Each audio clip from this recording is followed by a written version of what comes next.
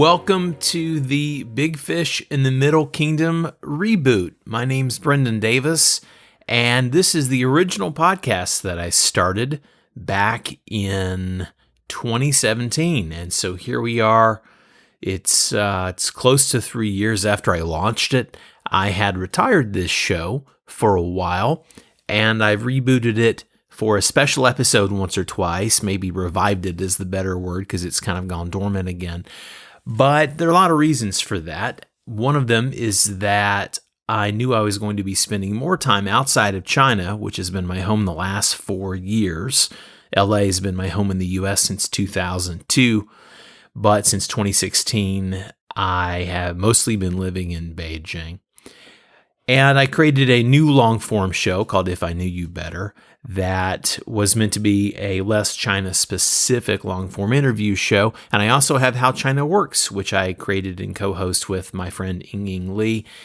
And what I'm doing with Big Fish in the Middle Kingdom, though, I decided this was a pretty useful time and hopefully a time that interests you, if you're listening, to do something new here. What I want to do is I want to start doing compilation or panel episodes, depending on if I can arrange people at the same time to all get on the call together, or if it's one-on-one like today. But I'm going to start doing these special episodes, talking to all sorts of people, both in and out of China, about their response to this pandemic and the impact it's having on them. So I've already lined up a diverse group of guests. I have, I think, 6 or 7 that have been recorded already.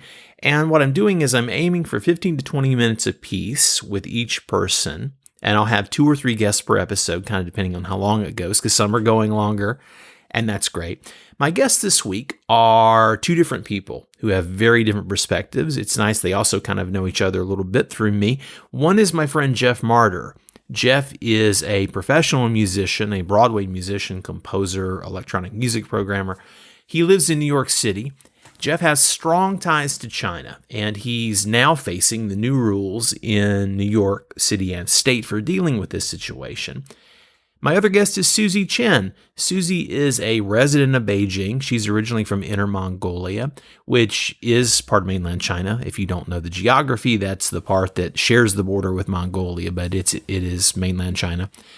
And Susie has a really interesting perspective because she experienced SARS version 1.0, as well as, of course, now dealing with COVID-19. She lived through SARS when she was a high school student and she was preparing for the Gaokao, which is the college entrance exam in China. It's the most important test the average Chinese person will ever take in their life.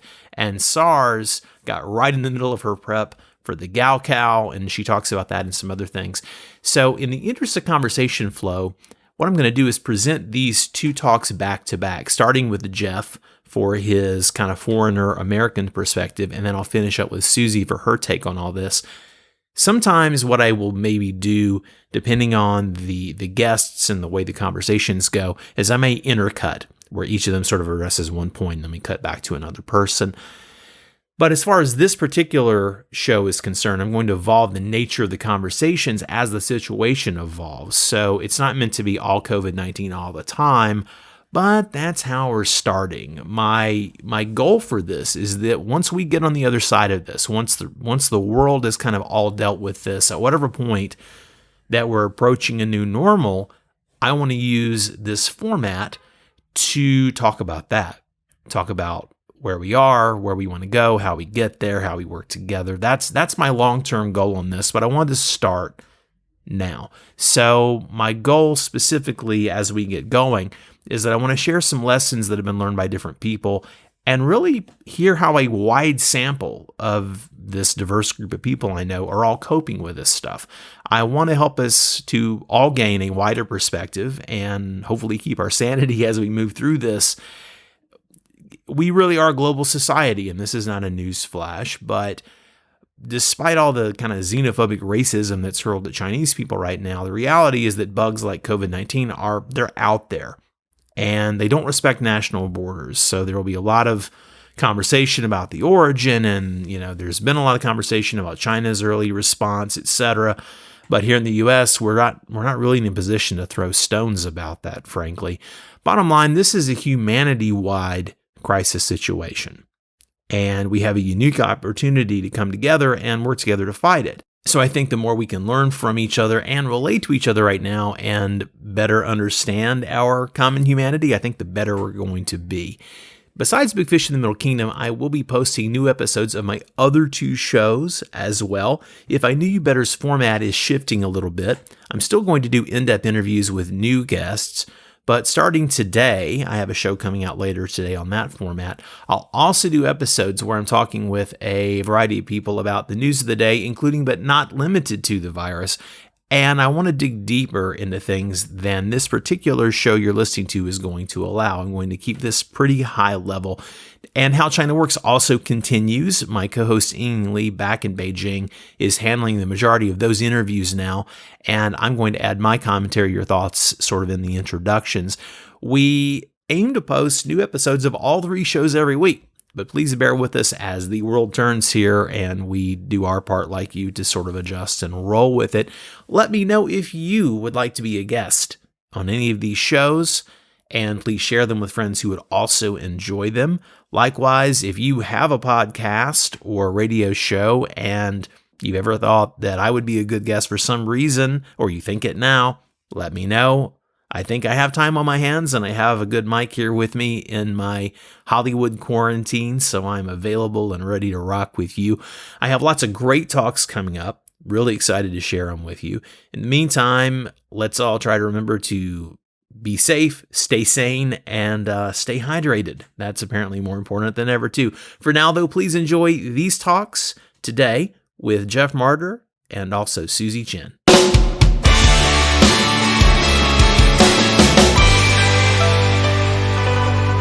So, Jeff, thank you for joining me today on our special new series on Big Fish in the Middle Kingdom. How are you doing today? Doing great. Great to be here, Brendan. Well, glad to have you back. Your episode of Big Fish in the Middle Kingdom is one of my favorites that we did way back in the day. I'll include that link in the show notes so people can check out the long form version of this.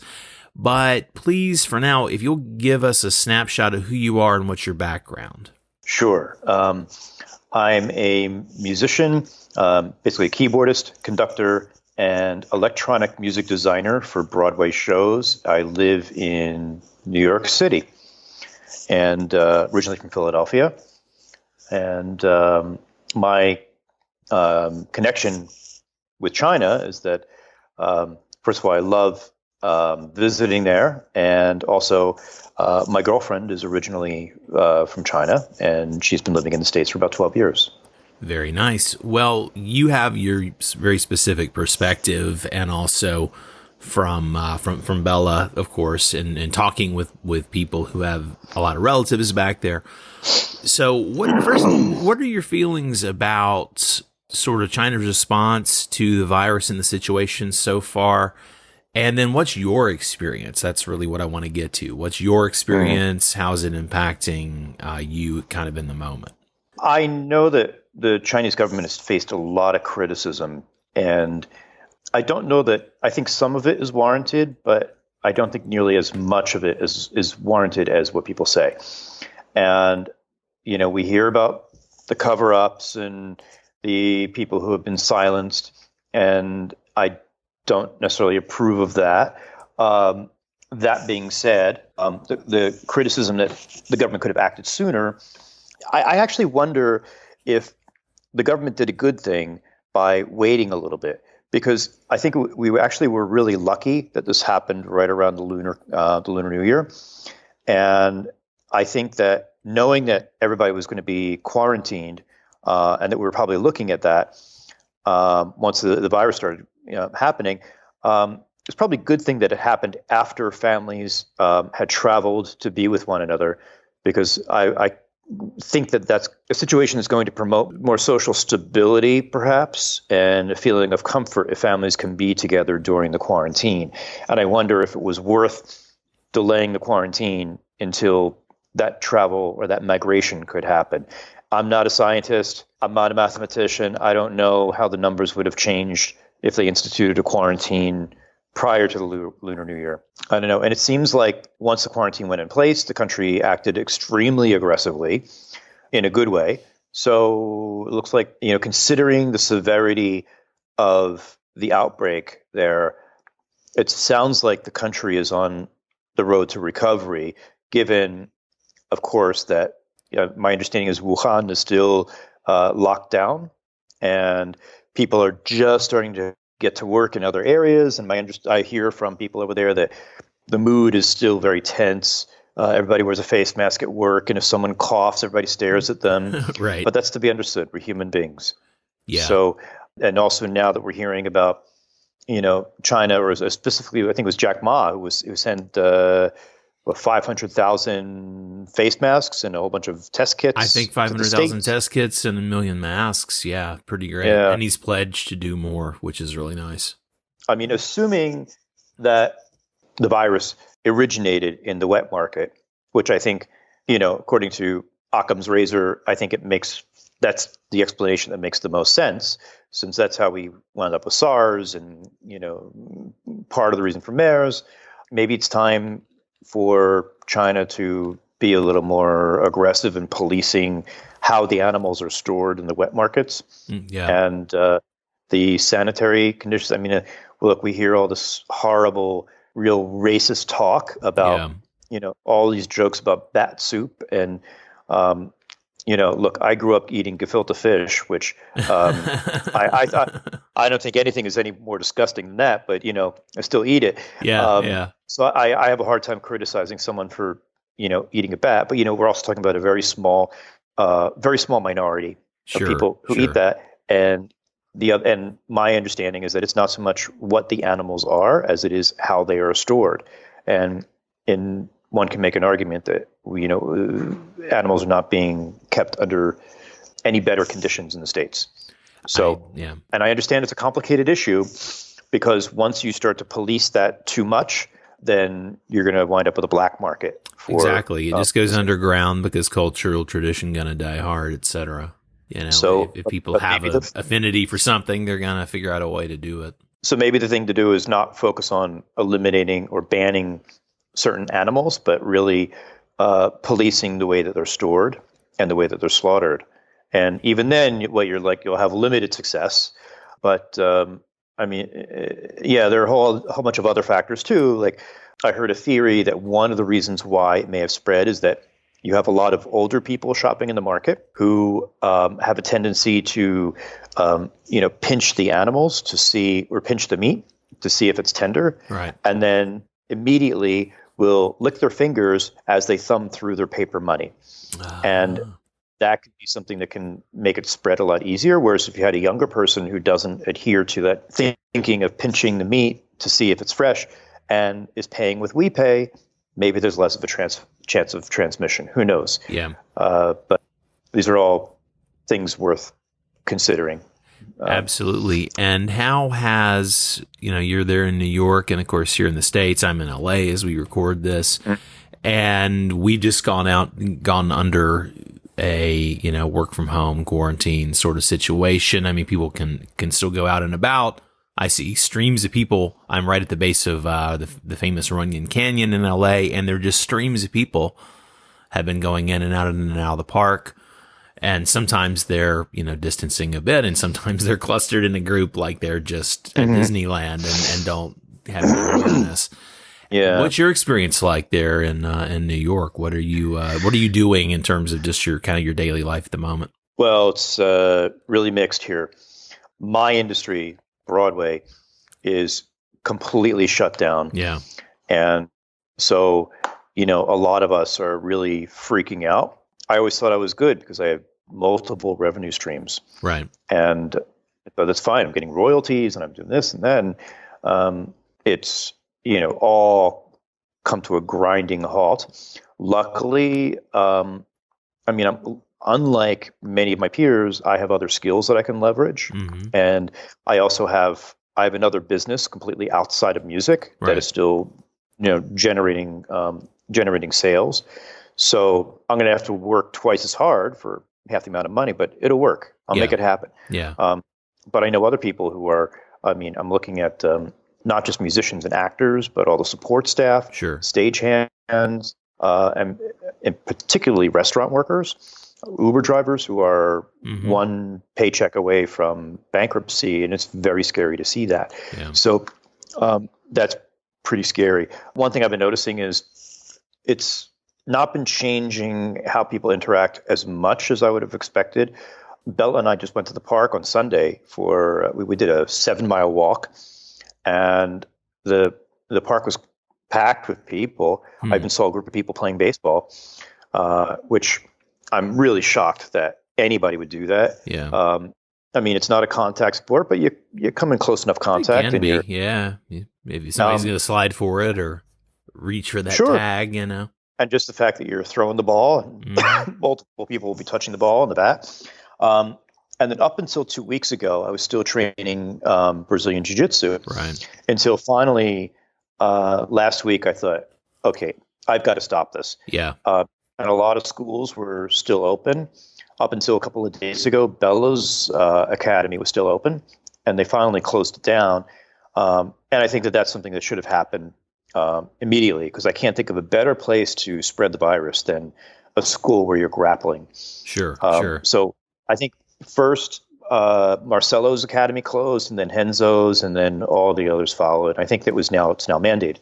And then, what I've been doing is, because I'm really limited to remote work, I'm just kind of hunkering down at Bella's place, and I brought enough stuff that I can hunker down here for several months if I had to, and set up a workspace, setting myself up for remote work, and I have enough skills to leverage that I can pull in some other work that I can do remotely. Thankfully, some of my gigs that were canceled, I'll still be getting paid for. Not many, great. but enough that's that it really helps a lot, and I'm very grateful to those employers for that. There is a chance that one of my shows may be reopening in a few weeks. We have to see what happens. Okay. So at least I can begin to get a little bit of a revenue stream there. So there is there's a light on the horizon. Things are still very uncertain in New York because I do believe historically, City Hall and Albany generally don't get along, and people generally view they view Cuomo as being very, very heavy-handed and a little bit of a bully, but I think he's really stepped up to the plate to be a very strong leader through this whole crisis. And things that one thing that really reassures me is that I see Cuomo and de Blasio working hand in hand. And there's a lot of criticism for de Blasio not closing the school sooner, but I think he had very valid reasons to keep them open as long as he did. And I think that he's I see decisive decisions being made that make a lot of sense. I believe that they both have the well-being of all New Yorkers in mind. And if initially we were considering heading out to Pennsylvania to stay with my 80-year-old father, and because we thought maybe Pennsylvania would be a better place to be safer, we eventually decided to stay put because there's plenty of room in Bella's house for us to be comfortable, minimal upheaval. And the main thing being, we thought, who knows, any of the three of us could be carrying the virus and be asymptomatic. Right. Probably would not be very smart to, hole up with an 80-year-old man. Exactly. For exposure could be fatal. So I'm reassured knowing that we're staying in the city, knowing that City Hall and Albany are working together, and they seem to be very, very proactive. So that's helping a lot. I would just like to see them clamp down a little bit more. And since it seems inevitable that we're going to wind up with a quarantine, I'd rather just see them go ahead and do it, and let's get it over with, and let's move forward, because it seems the only way forward. Yeah, I agree. We're going to be hearing from multiple people on this show, and as I do this moving forward, but having gotten out of China just before it really broke badly, and then all my friends and my girlfriend, being in touch with tons of people and talking to people literally daily back there, and seeing where they're starting to they're slowly getting to a new normal now. And of course, they're 2 months ahead of us. Yeah. So I've already seen this movie and I know how it can go. There are a couple of alternate endings. There's the China ending and there's the Italy current situation, and of course there's lots of things in between, and South Yeah. Korea's results, and we're sort of all, of course, those of us who are, I guess most people are sort of semi obsessively or more following it. And so I'm really curious which reality we're going to get. What are your thoughts and kind of predictions about how the future is going to look, both kind of bigger picture, and then let's talk about your plan sort of between now and whatever then is. I have a theory about why Italy was so hard hit. And this has been floated by other people. Italy's population skews the oldest of any in Europe.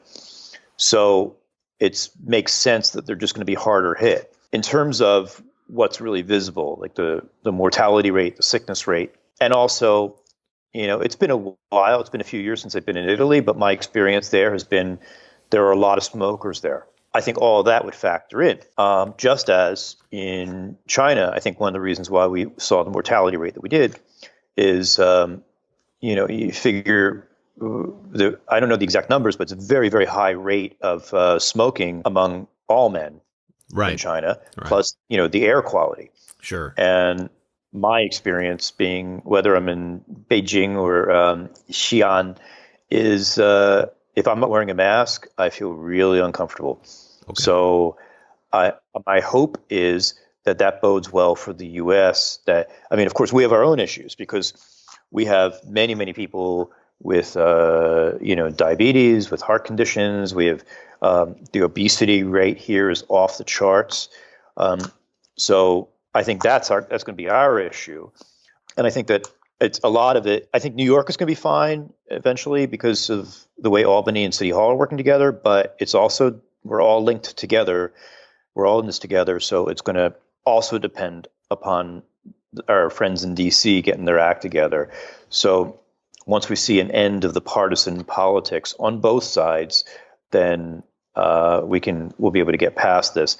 Whenever I hear Dr. Fauci speak, it sounds reassuring. He sounds like he knows what he's doing. So hopefully, as long as he's on the case, we'll have some good luck. And it sounds like people who were very dismissive of this initially are starting to come around. I think they just need to do it as soon as possible. So, but democracy is really messy. So the other option is we live in a one-party system that takes decisive action, but some people get left behind, and you don't have control over what's being done. Or we live in democracy, which maybe takes a little longer for things to, in order to be able to act, and it's kind of messy, but eventually it gets done in a way that we can all live with. But my prediction of the future is, I also have a theory that I think that there is credence to this theory that we're going to see sort of a tapering off of infections with the warmer weather, not based just on, the flu tends to go away in the warmer weather, blah, blah, blah. But if you look at where the infections are scattered throughout the world, I'm seeing a drastically lower number of infections in the southern hemisphere right now than in the northern hemisphere. So it could also be a result of travel patterns. I wouldn't want to discount that, but so I think it's very possible. I think it's unrealistic that we're going to have a virus or we're going to have a vaccine until anytime before 2021. Yeah. But it looks like we have some treatments that are on the way.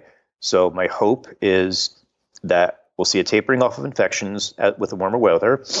It will allow us to get back to some semblance of normalcy, and then as the infections come back in the fall, we will have a treatment that we can use. So it's going to the situation will seem less dire. And then sometime hopefully by the spring of 2021, we can actually have a vaccine we can use. That would be fantastic. And I think I agree with a lot of your assessments in terms of my own, prognosticating about this. In terms of your impact, I mean, obviously there's the professional impact with work. And personally, I understand, of course, you talking about, planning to sell sell a home, and how does this sort of impact your timeline in terms of things like that, basic personal planning for the future? Not too much. I wasn't really expecting to sell my apartment for another 4 or 5 years. My intent was to rent it out and just wait until the value goes up enough. And honestly, I might have to go without a renter for the next maybe 3, 4, 5 months. It's a drag, but it's not the end of the world. Yeah. So we have to wait till this blows over. But I'm actually more concerned about changes in rent regulation in New York City. Okay. So that's the bigger deal. As we're talking, I've got my phone on silent, but I saw an alert that caught my eye. As we're recording Tuesday afternoon, and this is going out on Friday. AP breaking news: New York City mayor says shelter-in-place order being considered urges residents to prepare for the possibility. So it looks like you're at the right. I'm not surprised. Looks like you made the move. Looks like you packed your essentials and made your move across town at the right moment. Yeah, I think so. Yeah, I was anticipating this, and I think it's the right move. I didn't want to get stuck in Manhattan. The main thing is, I just didn't want to get stuck away from Bella. Sure. And needed to be able to. We need to be able to be together. That was the main thing. Well, Jeff, thank you for sharing your thoughts and experience as of now, and I'll check back in with you as we go down the track here and see where we end up. That sounds great. I'll be looking forward to it, and hopefully next time we'll have better news. Hopefully so.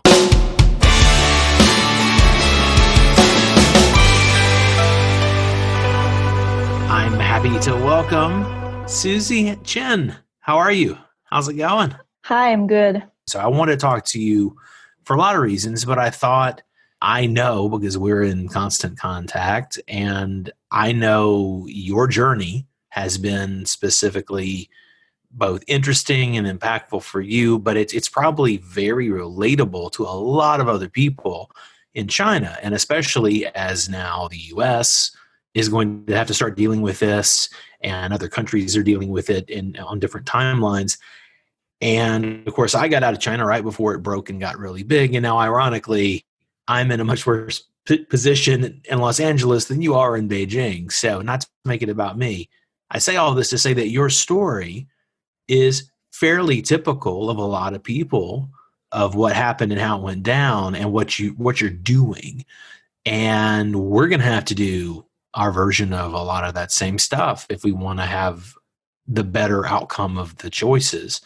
So that's my world's longest question to say, what's been your experience so far? Where were you when this first sort of popped up, the news about it? I think if I gonna talk about coronavirus, I have to go way back to 17 years ago. That's the time I cannot believe I experienced the same thing twice in my life. Yeah, you're a SARS veteran, so you've got thoughts on that. Yeah, but the second time is definitely way worse than the first time. Why is that? 17 years ago, I was in high school, the last year of high school. We were busy preparing the college entry examination, which is very important for Chinese people. Right, the Gaokao that people hear about.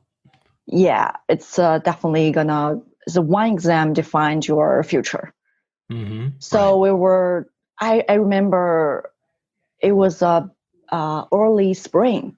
I saw some news talking about this rumor that in Guangdong province, people saying there's this virus that very dangerous. And the journalist on TV says, don't worry about it. It's nothing. It's nothing. Don't worry about it at all.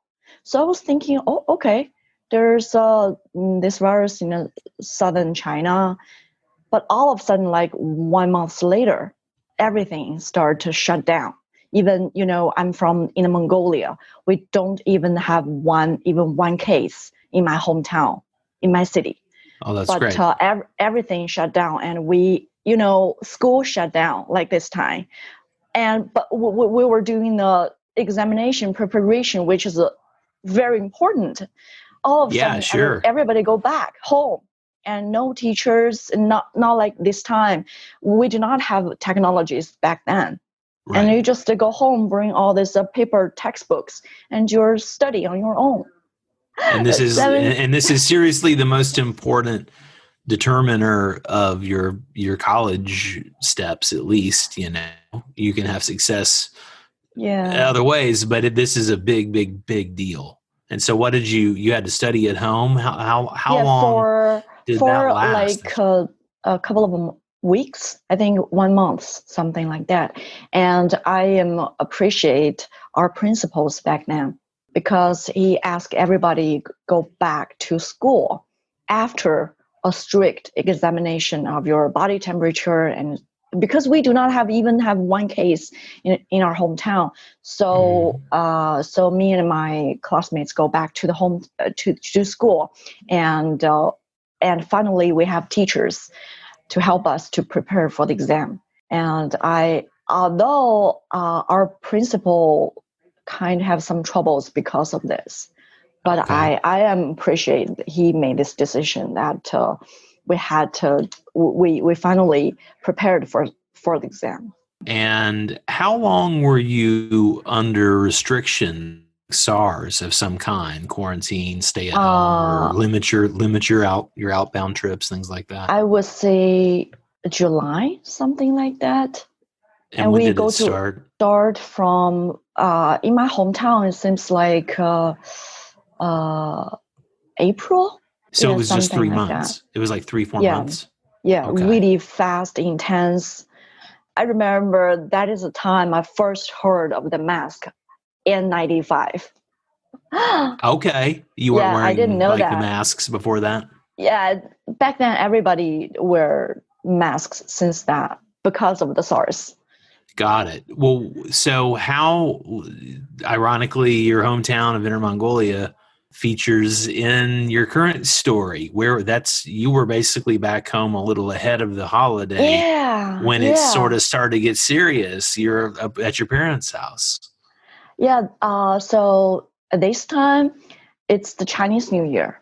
I go back to hometown, and all of a sudden the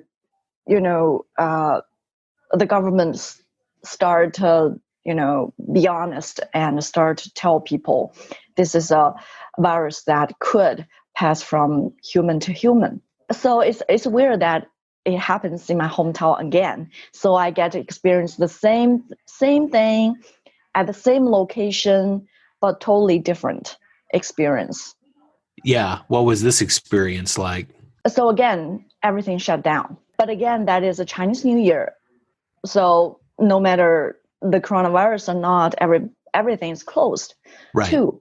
But nothing really open until I guess recently, and by recently, we're talking about basically 6 weeks. 6 weeks after Chinese New Year right now. Yeah. But like 6 weeks from February, the day. early March. Yeah. But I really want to tell you something. Please. That's the 17 years ago when I do my gaokao, like locked up in school. We live in a dormitory. That when I come back home, I saw my mom being very happy, being super happy because she doesn't have to take care of me, and I see her gain a lot of weight. She was so healthy and happy. And I didn't know I was a headache to my mom. So 1 month later, my mom gained a lot of weight, being very healthy, and I cannot believe that. Wow. Oh, that's funny. Yeah. You were there at the house. I remember you took this step. There was a dinner that you did not go to, like you didn't go out. It was a hard call because would be expected to go normally, but you made that call. Why was that? Yeah, it's a Chinese New Year. I'm I only go back home, visit my family once a year. So the Chinese New Year family dinner is kind of big deal. I get a chance to meet my grandma, grandpa, aunt, uncle, and nephews, and everybody. And people are gonna chat and talk about the year and the plan for the next year. It's insane if you not go. Right. But I kind of made this decision that before the family dinner, I told my parents that I wouldn't go because that's too many people gathered together, and I'm from Beijing. I don't know what I bring with me. Maybe I'm the carrier, maybe I'm not. Right. So back then it was unbelievable, but now I'm thinking. But now everybody totally is doing understand that, right? Sure. Yeah, and talking about that, my roommate didn't even go back for Chinese New Year at all. Yeah, your roommate there in Beijing that you have. That I cannot believe. That must be a really tough decision she made before Chinese New Year. Exactly. Well, now, and you mentioned something interesting in terms of how, I'm doing this mostly just to get people's stories and connect with people virtually and to share that with other people who I think would enjoy it, and having you're one guest on this episode, and that's kind of the plan for this. And one other aspect of this is that I want it to be useful for people who have not yet gone through what you've already gone through or are where you are now. So what happened when you came back to Beijing? You extended your stay in Inner Mongolia a couple, 3 weeks, as I remember.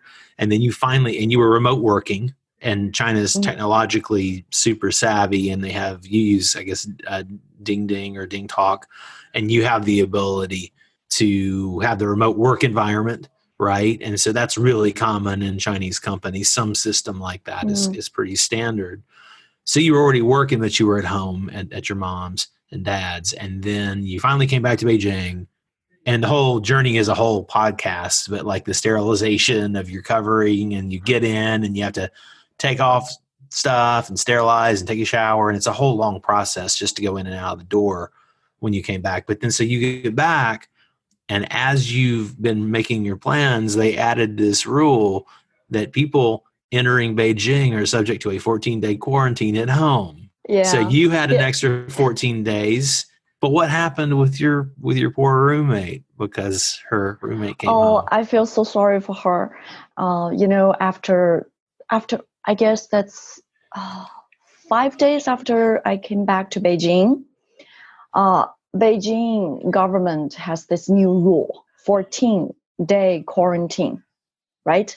So all of a sudden, I thought it is something. I thought it is a self-quarantine. I didn't know that's gonna be a regulation that by force you have to do that. And all of a sudden in the morning, I got a phone call from my 小区.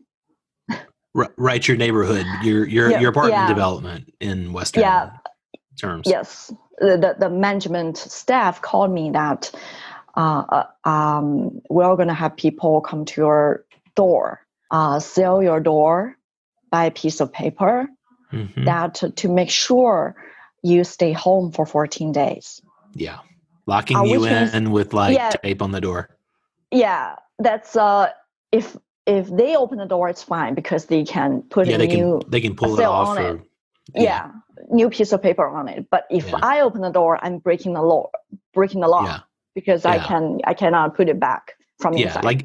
Like if you had a fire in your apartment, you could exit, but then it's obvious. You had other problems too, but but the point is, it's obvious if you open the door. Yeah, and I was lucky that I bought some food and water and pan, which I didn't cook at all before this whole thing. Right. Yeah, I prepared everything before this 14-day quarantine happened. But my roommate is she didn't prepare anything, and she didn't even go anywhere. And because of me, she lived with me, and she was locked up too. Exactly, because you share the common areas and I feel so sorry for her. Yeah. Oh, well, I don't bring it up to make you feel bad, but just to share with people. One of the issues, one of my friends with older parents, a friend who's my age, his parents are in their mid-70s, and he sees them basically daily, and he's in a place where they should not be traveling. They should be sheltering in place, actually. And he's super concerned because they're running around doing stuff. And he's like, I'm not going anywhere because I don't want to, give you something. And you're the ones running around doing stuff that they can wait, honestly. Yeah. You don't really have to get your hair cut today. It's not going to grow that much in the next 2 weeks, and it'll be okay. Wear a hat. So these are considerations. So if people come and go, that technically breaks quarantine. So people here, I'm seeing people post things on my US social media saying things like, oh yeah, well, during this quarantine, our house is open to you. I'm like, no. You're not getting this. You're missing the fundamental point of the quarantine, is that it's not a chance to catch up and hang out in small groups. Cause where did that person come from? Were you in an Uber? There's just so many things. Yeah.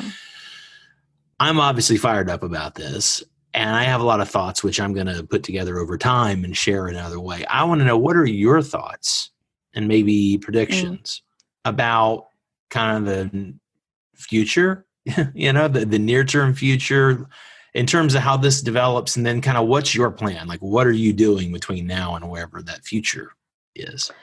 I don't want to sound negative. But I want you to know that 17 years ago, people experienced the same thing, and people saying we're going to develop a vaccine.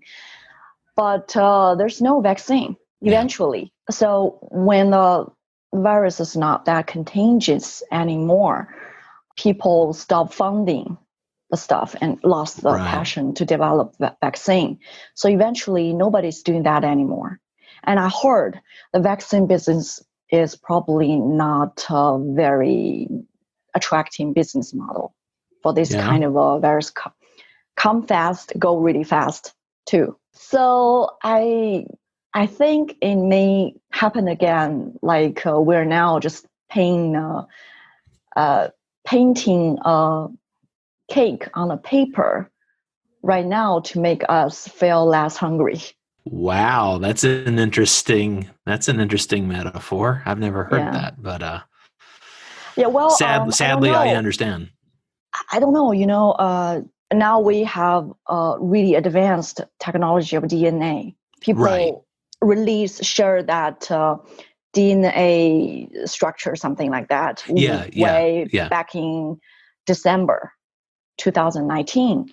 Yeah. So maybe the technology is totally different now. Well, what are you doing in the meantime? What's your life? What's just your day to day right now? Right now, like what's a typical day and process for you? At the moment, we're doing February. Basically, we do work from home. But since March, we already started this Class A and Class B shift to working like a staggered work shifts, basically. So you have half the people at a given time in the same amount of space. How did that work? How did that go?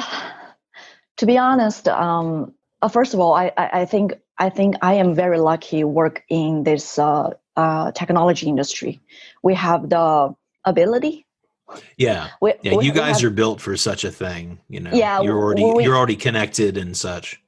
Yeah, if we work in the office, we still, use Team Talk and phone call and stuff. People, this is the way we usually work. Just we change work at home. You're sitting in their office instead of your home, but you're doing basically the same thing, other than the occasional meeting. And you can do that through a video meeting now. Yeah. I don't take this for granted. And I know there are many people like work in a restaurant or cashier, work as cashier, they can't. So talking about future, it's probably right now at this moment, it's probably a taste for people of the future. Okay. A taste of the future for people right at the moment. And you think that future looks like what? More tele, for instance? more like remotely. Yeah. A lot of stuff can be done remotely, like either working or the coronavirus make us use the delivery even more, right? Yeah, totally. So we all for the past 2 or 3 years, I guess, we don't always go to the grocery store anymore. Right, exactly. Yeah, that's using the delivery guys. A service is already the habit we're using to, and at the moment it is even more. We depend on that, right? Exactly. And I do believe this is the future. People's life may look like. You think more staying from home and having things come to you, and less going to the group, going to the hive. Yeah. Well, speaking of more in person, look forward to seeing you again sometime soon, but I'm glad we have technology. That's how we stay in touch. Yeah. Yeah. Well, Susie, thanks for your time. I appreciate everything you had to share. And I'll be checking back in with you anyway, but I'll do it for the show as there's another kind of big development on that side. Yeah. And bless everybody, and hope this coronavirus thing ends soon.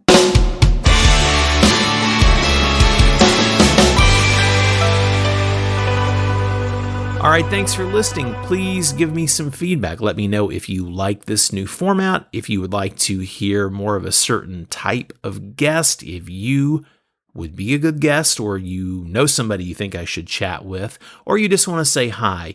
You can visit my website, which is crazyinagoodway.com. It's pretty bare bones these days. It's basically a film bio website for me professionally, and it's got a contact form on there though, so you can use that contact form to reach out, send me an email. I'm also available on the socials. I'll tell you, I don't really check Facebook very often, but I have a lot of pages and I have my personal profile. So I'm on Twitter, and I'll put some of these links in the show notes so you can track me down if you want to say hi or extend an invite or an attaboy or whatever you want to do. So thanks again for listening. On behalf of all of us, let's try to get through this together. I'm Brendan Davis. I appreciate you listening, and I'll see you next week on Big Fish in the Middle Kingdom.